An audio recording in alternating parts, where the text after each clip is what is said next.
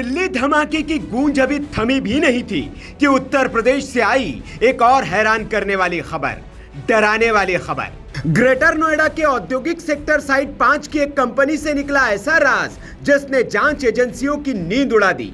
नाम था Istanbul international private limited. काम बताया गया प्रिंटिंग और पब्लिकेशन का, लेकिन अंदर चल रही थी एक गहरी साजिश। यूपी एटीएस ने शनिवार को इसी कंपनी से फरहान नबी सिद्दीकी को गिरफ्तार किया है। आरोप टेरर फंडिंग और देश में धार्मिक वैमनस्य फैलाने की साजिश। जांच में खुलासा हुआ कि कंपनी की आड़ में 11 करोड़ रुपए का विदेशी फंड जुटाया गया, मस्जिदें, मदरसे और भड़काऊ किताबें छापने के लिए।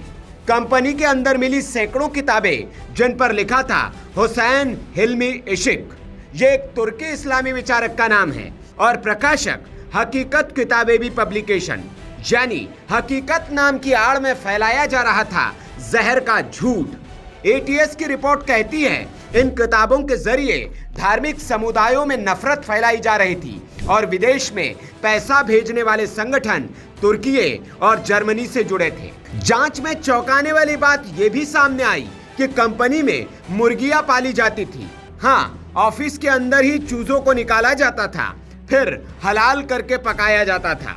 पुलिस को मौके से दाव यानी कि एक धारदार हथियार मिला है जिसका इस्तेमाल इन चूजों को हलाल करने में किया जाता था। यानी बाहर पब्लिकेशन कंपनी, अंदर अवैध गतिविधियों का गुप्त ठिकाना। 3 डायरेक्टर, फरहान, उसका भाई और एक तुर्क नागरिक, और इनके नेटवर्क का लिंक मिला हकीकत वाकफी फाउंडेशन से। एटीएस की जांच में साफ हुआ है कि ये कोई लोकल गिरोह नहीं था, बल्कि एक ग्लोबल मॉड्यूल था जिसमें फरहान के साथ शामिल थे अहमद, मेहमद, नासी तोरखा और फैजान नबी। इन सबके नाम Hakikat Vakfi foundation, Istanbul international private limited और रियल ग्लोबल एक्सप्रेस लॉजिस्टिक में डायरेक्टर के तौर पर दर्ज है। विदेश से भेजे गए पैसों का इस्तेमाल किया जा रहा था भारत में मस्जिद, मदरसे बनाने में, कट्टरपंथी विचार फैलाने और वैमनस्य पैदा करने के लिए। अब बड़ा सवाल यही, क्या दिल्ली ब्लास्ट और नोएडा टेरर नेटवर्क एक ही चेन के हिस्से हैं? क्योंकि जो 11 करोड़ का फंड यूपी में पकड़ा गया, उसके ट्रांजैक्शन ट्रेल दिल्ली, फरीदाबाद और जम्मू कश्मीर तक मिले हैं। सूत्रों के मुताबिक एटीएस और एनआईए की संयुक्त जांच टीम अब ये देख रही है कि इस्तांबुल प्राइवेट लिमिटेड की किताबें कहीं उसी डॉक्टरी मॉड्यूल के प्रचार का हिस्सा तो नहीं थी। मुख्यमंत्री योगी आदित्यनाथ ने एटीएस को इस पूरे नेटवर्क पर जीरो टॉलरेंस नीति के तहत कड़ी कार्रवाई करने के आदेश दिए हैं। अब ग्रेटर नोएडा से लेकर लखनऊ और कानपुर तक पुलिस अलर्ट पर है। सभी विदेशी एनजीओ और पब्लिकेशन हाउस की जांच शुरू हो चुकी है। कई ठिकानों पर छापे पड़े हैं।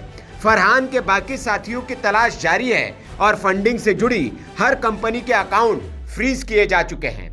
जब किताबें नफरत का जरिया बन जाएं और कंपनी आतंक की यूनिवर्सिटी, तब समझिए साजिश कितनी गहरी है।